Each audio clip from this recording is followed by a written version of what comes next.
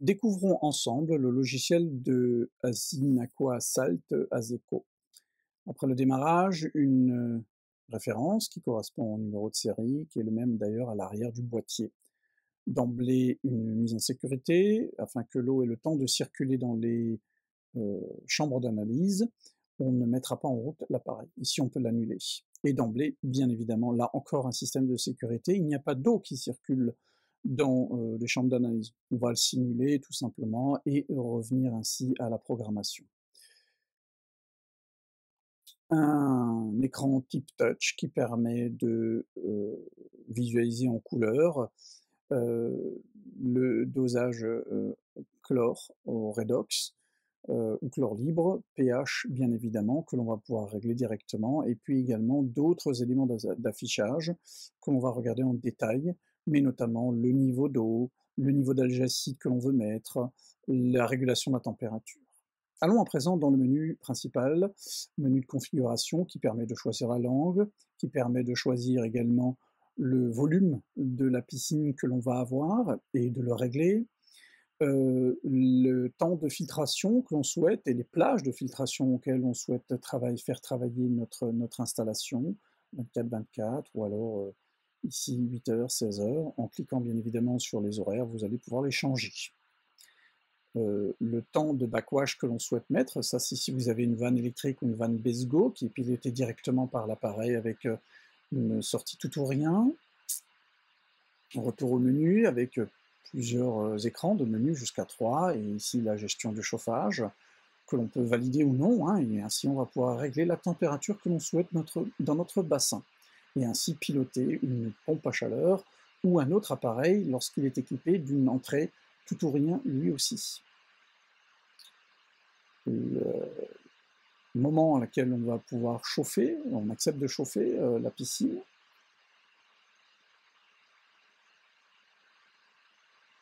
Éventuellement donner des instructions par rapport à la température à laquelle on va commencer à chauffer, ou la température en dessous de laquelle on va commencer à chauffer.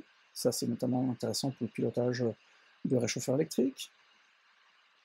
Et puis également définir si oui ou non le chauffage lance la filtration, et donc s'il y a une priorité température ou pas. On va pouvoir, toujours en lien avec la température, mais cette fois-ci, mesure la température extérieure de l'appareil notamment, ou une sonde extérieure qu'on va pouvoir accorder, et ainsi choisir à quel moment, lorsqu'on ne fait pas un hivernage total, à quel moment on veut faire lancer la filtration afin d'éviter le gel. La régulation du niveau d'eau, dans un bac tampon ou dans la piscine, via un capteur piezo qu'il faudra acheter en complément.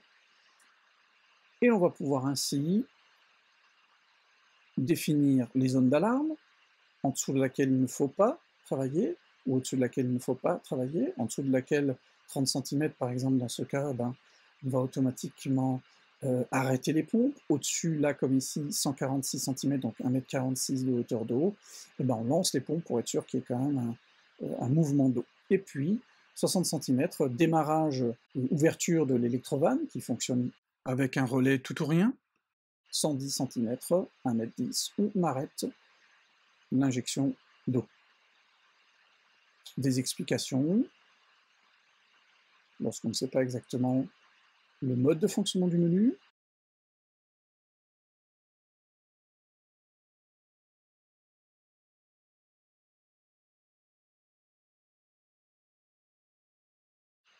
Le débitmètre, celui-ci, on peut le valider ou non, son utilisation.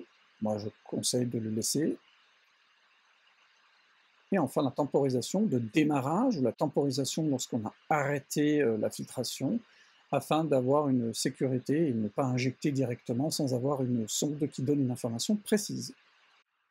Enfin, une information qui donne une variable importante, la concentration en pourcentage de notre pH-.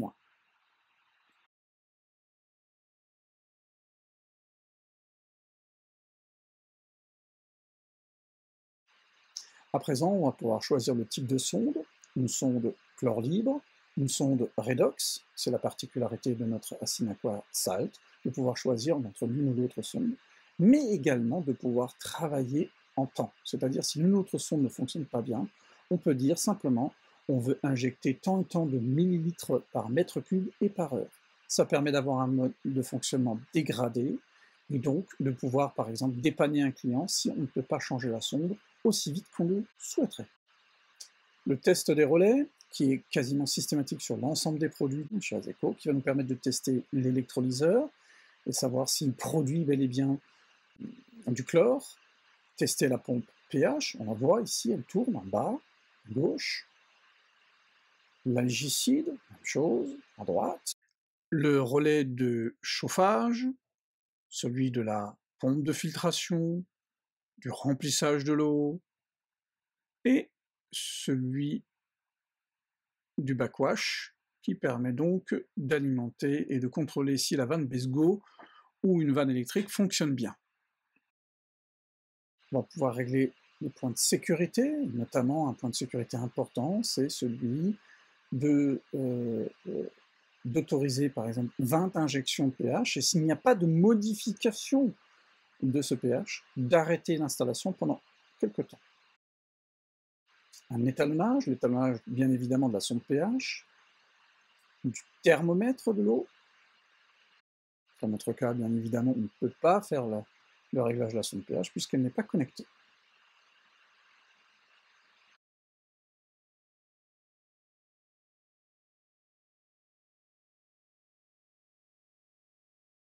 Ici le thermomètre. Et également le taux de sel que j'ai dans mon bassin. Dans notre cas, bien évidemment, la sonde n'est pas connectée à l'eau, donc on ne peut pas savoir. Et enfin, thermomètre de l'air, lorsqu'on a un thermomètre en option qui est connecté à notre appareil.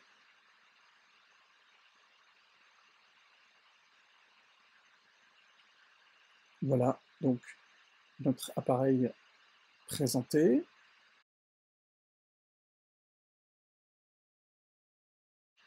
De ce côté-ci, on a l'information concernant tout ce qui est sel, chlore.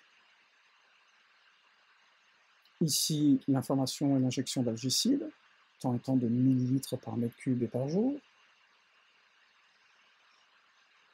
La température, qui nous fait revenir au même menu que tout à l'heure, finalement.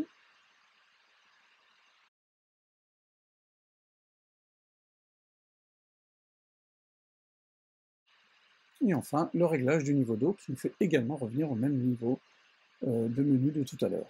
En fait, ce sont simplement des éléments qui nous permettent d'accéder plus rapidement à l'ensemble de ces menus. Ici, on voit qu'on est en mode on sur la filtration, mais à tout moment, on peut l'arrêter, et voire même lancer un backwash lorsqu'on a mis backwash en option.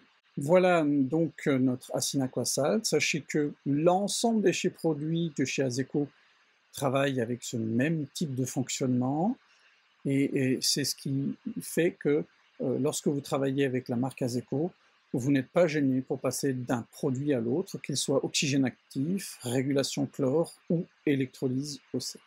N'oublions pas, comme je viens de le montrer, la particularité qui est celle du refroidissement liquide, du triac de commande de l'électrolyseur. Souhaitant que cette présentation vous soit utile. À très bientôt!